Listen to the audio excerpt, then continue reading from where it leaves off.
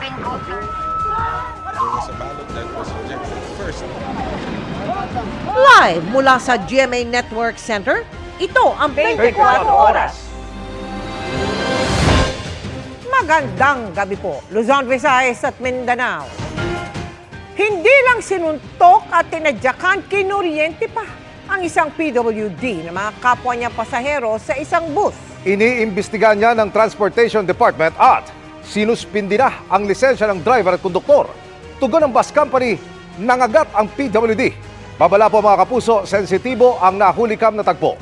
Sa pagtutok ni Joseph Morong. Sa video na kumakalat sa social media at iniimbestigahan ng Department of Transportation, makikita ang isang nakaputing lalaki na nakaupo sa dulo ng bus. Tumayo siya at tila lumapit sa nagvi-video habang pinagtitinginan siya ng ibang pasahero ng bus. Bumalik siya sa kanyang pwesto. Maya-maya tila napalapit ang nakaputing lalaki sa nagvi-video. Nagpatulong ang lalaki sa iba pang sakay ng bus para pigilan ng lalaki na tila di mapakali. Ang lalaki na tila umiiyak at ilang beses nagmakaawa, sinuntok at tinadyakan ng ilang pasahero.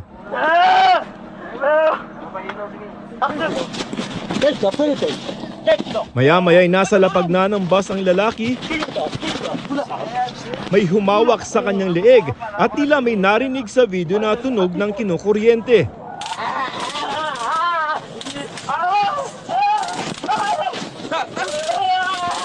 Hanggang sa tila maitulak siya sa may pinto ng bus. Naalarma ang Department of Transportation sa insidente na nangyari noong June 9 sa loob ng Precious Grace Transport sa EDSA bus carousel. Ang lalaki, isa raw 25-year-old na person with disability. This was a crime. Binugbog, kinuyo. Yung isang kababayan natin na may kapansanan sa loob ng isang bus. Krimen yan. This is very personal to me. Why? Because I have a brother, my youngest brother has autism. It's not easy to understand. No? Hindi siya madaling intindihan yung kondisyon na to. Reactions are triggered by loud noises, by light, or by other triggers. No? Pero dapat naiintindihan niya ng mga kababayan natin. Lumabas sa paunang investigasyon ng LTO na kapwa mga pasahero ang nambugbog sa PWD. Iniimbestigahan kung may gumamit nga ng taser o pangkuryente sa PWD. Ayon sa DOTR, may pagkukulang daw ang driver at konduktor ng bus dito. May responsibilidad yung bus company at yung driver at yung konduktor dito sa mga ganitong sitwasyon. Dapat nakialam ang konduktor. Driver hindi pa rin makialam doon kasi nagmamaneho siya. Pero ang konduktor dapat makialam yan. Dapat pigilan. Pero based on our initial reports, walang ginawa yung konduktor. I can confirm that as far as SAIC is concerned, as far as the security in each of the station, wala po silang report tungkol po sa mauling incident. Sinuspindi na ng LTO ang driver's license ng driver at konduktor ng bus at pinagpapaliwanag na rin ng LTFRB ang kanilang kumpanya. Nagpalabas ng show cause order ang LTFRB para sa pagdinig sa June 25. Sinuspindi na rin ng LTFRB ng isang buwan ang 10 units ng Precious Grace. Itinanggi ng abogado ng kumpanya ng bus na hindi inireport ng driver at konduktor ang insidente sa mga otoridad. Kwento ng driver sa isinimite nitong pahayag sa LTO, may pasahero nagsumbong tungkol sa pangangagat ng isa pang pasahero. Nireport daw nila ito agad sa mga otoridad sa Main Avenue Station ng EDSA Busway. Nakiusap daw sila sa Coast Guard na pababain ng lalaki pero hindi raw ito napababa. Sinabihan daw sila ng konduktor na i-report na lamang ito sa susunod na estasyon sakaling gumawa ulit ng eksena. Nang malapit na raw sila sa Buendia Station, nangagat daw ulit ito kaya inireport nila ulit ito. Sabi pa ng driver, pinagsabihan niya ang mga pasahero na huwag nang bugbugin ng PWD, bagay na hindi raw nila sinunod. To my mind, yung driver at saka konduktor, ginawa nila ang responsibilidad nila. We have to be educated, we have to understand na ganyan talaga yan. Hindi yan nang-aaway ng basta-basta na yan. No? Pero kailangan maintindihan, kailangan ipaintindi sa mga kababayan natin. Tutulungan daw ng DOTR ang PWD at ang pamilya nito. Para sa GMA Integrated News, Joseph Morong, nakatutok 24 oras. Nabangga, nakaladkad at pumailalim sa tricycle ang 3 taong gulang na batang babae sa Maynila. Kailangan siyang operahan dahil sa matinding pinsala sa ulo at pagdurugo ng kanyang atay. Sensitibo po ang nahuli cam na disgrasya sa pagtutok ni Ian Cruz. Makikita sa CCTV video ang mga batang naglalaro sa gilid ng Felix Huerta Street sa Santa Cruz, Maynila mag-alas 4 ng hapon nitong Huwebes. Humiwalay ang isang batang lalaki sa grupo na agad sinundan ng isang batang babae hanggang sa dumating ang isang tricycle. Biglang nag-brake ang tricycle, tumumba at nahagip ang bata at naipit sa ilalim ng sasakyan. Naglabasan ang mga pasahero nito. Nagtulungan ang mga tao na iangat ang tricycle na dumagan sa bata. Agad siyang isinakay sa tricycle at isinugod sa ospital ng kanyang mga kaanak. Ang rider ng tricycle makikita pa sa video na napadapa dahil sa panlulumo sa insidente. Ayon sa mga taga-barangay, napagbuhatan din siya ng kamay ng mga bystander. Agad dumating ang chairman ng barangay 336 at pinasecure ang rider. Patuloy na ginagamot sa ospital ang bata na 3 taong gulang lang. May mga crack-crack po kasi yung ulo niya eh. Yung tinahi po yung ulo niya, kita na po kasi yung pinakabungo sa halos dito po. Sa atay niya, ano daw nangyari? May pagdurugo daw po sa loob ng atay niya eh. Patuloy na inobserbahan ng bata na malamang daw ay ilipat sa ICU. Ora mismo po, ooperahan siya pagka hindi po nadala sa damutan. Pagka lumobo na po, lumalaki na po kasi yung tiyan ng anak ko eh. Ayon sa kanyang ina, sa gilid ng Felix Huerta Street na sakop ng katabing barangay 341, nakatira ang biktima. Naulila na sa ama at may isang kapatid na kanyang sinundan bago ang aksidente. Bukod sa batang babae, nagtamo ng minor injuries ang 3 sakay ng tricycle. Parating busy at maraming dumaraan na sasakyan ito sa kahabaan ng Felix Huerta Street dito sa Santa Cruz, Maynila. Kaya naman umiisip daw ngayon ng pamamaraan ng mga taga-barangay para hindi na maulit ang aksidente. Siguro po mas maganda po yung pag-usapan namin sa hams po. Para merong menor po kung ano man sasakyan po yung dadaan doon. Iniimbestigahan ng Manila Police District ang insidente pero nagkaroon daw ng pansamantalang kasunduan sa pagitan ng pamilya ng biktima at rider. Kung sakali naman na hindi tutupad itong driver ng tricycle na ito, may pag-aharap siya ng kaukulang reklamo dito sa tanggapan ng taga-usig sa lungsod ng Maynila. Sa ngayon, hindi raw makontakt ng nanay ng biktima ang rider. Kung sakali mo po hindi nila matupad, yung mga pinangako nila sa akin, ora mismo po ipakukulong ko siya. Sinikap ng GMA Integrated News na makuha ang panig ng rider pero sabi ng kanyang misis na nakausap namin sa telepono, abala sa paghahanap ng dugo para sa operasyon ng bata ang kanyang mister. Para sa GMA Integrated News, Ian Cruz, nakatutok 24 oras. Nilinaw ng Malacanang na walang kinalaman si Pangulong Bongbong Marcos sa naging kasunduan umano nina Vice President Sara Duterte at kanyang kapatid na si Senator Amy Marcos sa pagpapauwi kay dating Pangulong Rodrigo Duterte mula po sa The Hague. Binanggit ng bise ang kasunduan sa isang pagtitipon kung saan pinalutang naman ni Senador Robin Padilla ang Sara-Amy tandem sa 2028. Nakatutok si Ivan Mayrina.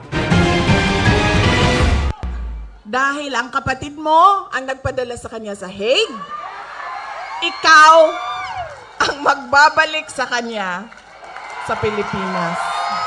Usap-usapan ngayon ang pahayag na yan kahapon ni Vice President Sara Duterte na tila hostage daw niya ngayon si Senadora Amy Marcos hanggat hindi nito napapauwi ang kanyang amang si dating Pangulong Rodrigo Duterte mula sa The Hague sa Netherlands. Ang palasyo, hindi na raw nagulat kung may ganitong usapan ng dalawa. Ang Pangulo ay hindi at walang partisipasyon sa kanila naging kasunduan.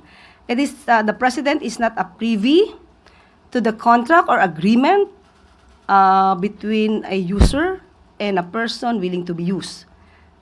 Hindi walang kinalaman ng Pangulo sa kontratang kanilang pinasukan, yung isang tao na manggagamit at isang taong willing magpagamit. Sinusubukan namin makuha ang panig ng Vice Presidente at Senadora Marcos. Bukod dyan, pinag-uusapan din ngayon ang pagpapalutang ni Senador Robin Padilla ng Sara-Amy tandem sa 2028 presidential elections. Magkakasama sina Padilla, Duterte at Marcos sa pagtitipon ng mga OFW sa Araw ng Kalayaan sa Kuala Lumpur sa Malaysia. Sina Padilla at Marcos ay parehong senator judge sa impeachment trial ni Duterte. Dito sa Malaysia, nakikita natin ang dalawang babae na magbubuklod sa Pilipinas. Andiyan si Inday Sara Duterte at si Amy Marcos. Yan ang totoong reconciliation. Si Robin Padilla, sa 2028, campaign manager ako ni Inday Sara Duterte at ni Amy Marcos. Nang tanungin si VP Sara tungkol dito pagkatapos ng pagtitipon, sabi niya, Nagulat din ako sa Sara Amy ni Senator Robin at nung umakyat sa stage si Senator Amy at tinanong siya ni Robin, uy, ano ba yan? Tapos sabi ni Senator Robin, basta umuo ka na lang. So, hindi ko alam kung anong nasa isip ni Senator Robin. sinusubukan pa namin kunin ang panig ni Senadora Marcos ukol dito. Para sa GMA Integrated News, Ivan Mayrina, nakatutok, 24 oras. Sa post ni Senadora Amy Marcos sa Facebook, tanong niya, sigurado raw ba ang palasyo na sila pa ni Vice President Sara Duterte ang anilay user?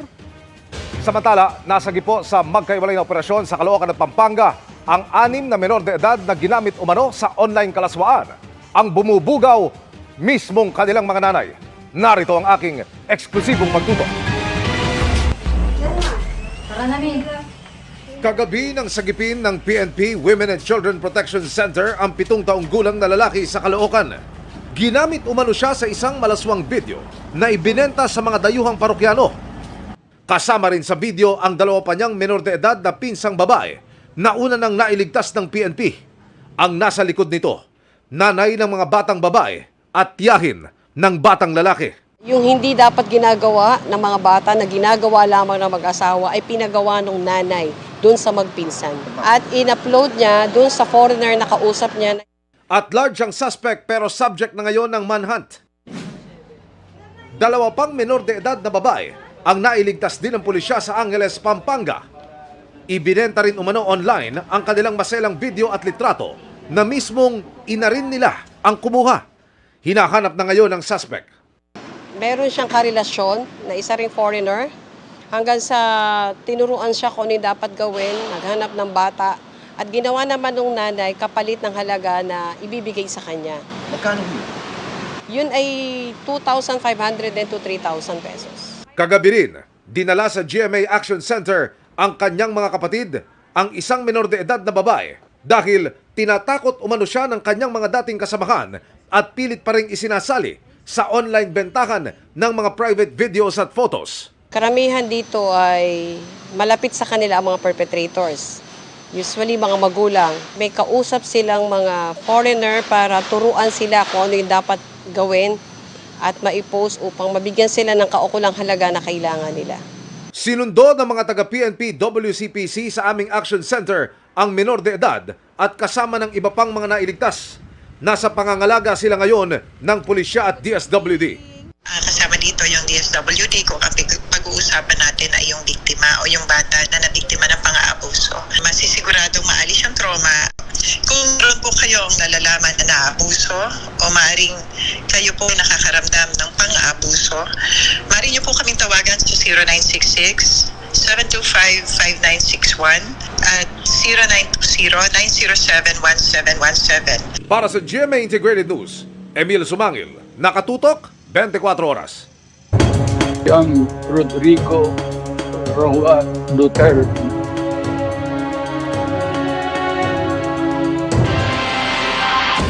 Hiniling ng kampo ni dating Pangulong Rodrigo Duterte ang kanyang interim release o pansamantalang paglaya habang dinidinig ang kinakaharap niyang kaso sa International Criminal Court. Ayon sa defense team, may ICC member country ng pumayag na tanggapin si Duterte. Nakatutok si Salima Refran. 3 buwan matapos makulong sa The Hague, Netherlands, hinihingi ngayon ang kampo ni dating Pangulong Rodrigo Duterte sa International Criminal Court o ICC ang kanyang interim release o pansamantalang paglaya. Ayon sa kanyang defense team, may isang ICC member country ng pumayag na tumanggap kay Duterte para doon pansamantalang lumaya na susunod sa mga itatakdang kondisyon. Redacted o itinago ang pangalan ng bansa sa dokumentong ibinigay ng ICC sa media at pinost sa kanilang website. Iginiit din ng defense team na hindi flight risk ang dating Pangulo at hindi na kailangang nasa kustudiya siya ng ICC para masigurong haharap siya sa korte. Dagdag nila, hindi patuloy nagagawa si Duterte ng krimen. Hindi lalahok sa anumang public engagement o hahawak ng pwesto o makikipag-ugnayan sa ibang tao maliban sa kanyang pamilya. Binanggit din nilang may humanitarian ground para pagbigyan si Duterte na 80 anyos na. Isinaan ang mga ito pero tinakpan din o niredact sa dokumento. Sa ilalim ng Rome Statute ng ICC, merong mga kalakaran na isang nasasakdal ay maaaring bigyan ng pansamantalang paglaya.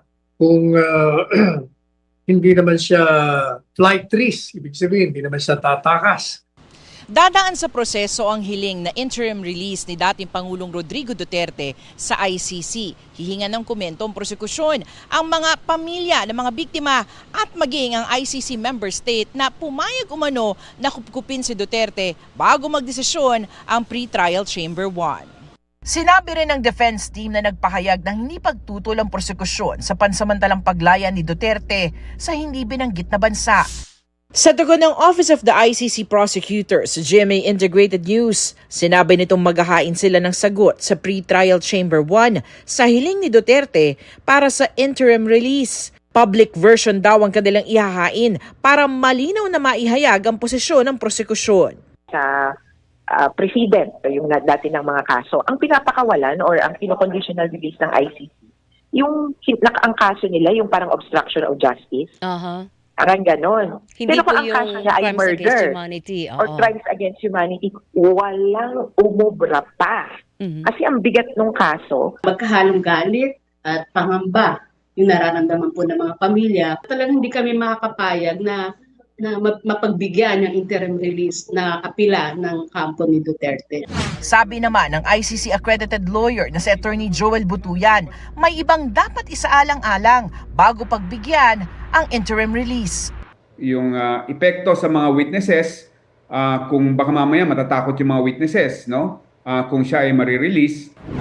Sa impormasyong nakalat ng GMA Integrated News Research, hindi bababa sa 6 na akusado ang nabigyan ng ICC ng interim release. Para sa Malacanang, nasa ICC na kung pagbibigyan ng hiling ni Duterte. Pero pansin nila sa mga pinangako ng kanyang kampo. Mr. Duterte will not continue to commit crimes. So in one way or another, the council admitted that the former president, had committed such crimes. Just a question. Sana lang po ay mapaniwala nila yung mga ICC judges. May mga pangako sila sa kanilang sa petisyon ay masabing nagbibiro lang sila. Katulad na nangyari sa pangako sa jet ski. Rodrigo. Para sa GMA Integrated News, Salima Rafra, nakatutok 24 oras. Name is Rowan.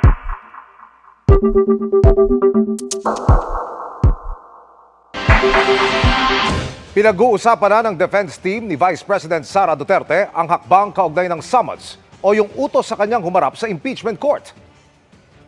Pinag-uusapan na nila ngayon kung paano nila gagawin yung pag-comply sa summons. Nitong Miyerkules, inihain ng Senate Sergeant at Arms ang writ of summons sa kanyang opisina sa Mandaluyong. May hanggang June 23 ang bise para tumugon. Hindi pa rin inaaksyonan ng Kamara ang hinihinging sertifikasyon mula sa 20th Congress kung gusto pa nitong ituloy ang impeachment proceedings. Hindi pa kasi nagsisimula ang termino ng mga susunod na kongresista, kaya may gustong ipaklaro ang prosekusyon sa Senate Impeachment Court. Nakatutok si Tina Panganiban Perez. June 30 pa ang simula ng termino ng mga nahalal sa 20th Congress at sa July 28 pa sila magbubukas ng sesyon. Pero gusto ng Senate Impeachment Court na hingan na sila ng sertifikasyon na interesado pa rin sila sa impeachment proceedings laban kay Vice President Sara Duterte. Kaya kaklaruhin ng House Prosecution Panel sa Senate Impeachment Court na klaruhin ang utos na ito. Hindi raw ito pagsuway sa impeachment court. Kami ay magsusumite ng clarificatory para at least malinawan po kami sa kanilang aksyon. Dapat noong June 2 pa pinatawag na kami ng Senado, dapat nandoon na kami, tapos ito'y na-move nung June 11. So ano magiging epekto ng itong mga ginagawa po ng Senado? Ayon naman kay ML Party List Representative-elect Laila De Lima na inaasahang magiging bahagi ng House Prosecution Panel, hindi na kailangan ng sertipikasyon ng Kamara. Kailangan lang i-reappoint ang House Prosecutors na siya ng direktang haharap sa impeachment court. Sakaling igiit ng Senate Impeachment Court ang paghingi ng certification mula sa 20th Congress na interesado pa rin itong ituloy ang impeachment proceedings, sabi ng ilang kongresista na magiging miyembro ng susunod na Kongreso na paninindigan nila ang kanilang pirma sa Articles of Impeachment. Hindi naman pwede nating ipasa walang bahala. We cannot sweep under the rug an accusation. Findings such as this. The Senate must try. Wala silang choice kundi mag-try. Gagawin natin ang lahat para magtuloy-tuloy hanggang sa mapanagot si VP Sara sa issue ng confidential funds at iba pa. Anything can still happen, no, between now and the opening of the 20th Congress. Naniniwala rin ang ilang kongresista na malaki rin ang papel ng taong bayan sa pagpapatuloy ng impeachment proceedings. Kaya ito din yung challenge namin sa taong bayan. Paalam sa ating mga kongresista na una na mamatiyag tayo, pangalawa na kakampi natin sila at hindi sila nag-iisa sa issue ito. Para sa GMA Integrated News, Tina Panganiban Perez, nakatutok 24 oras.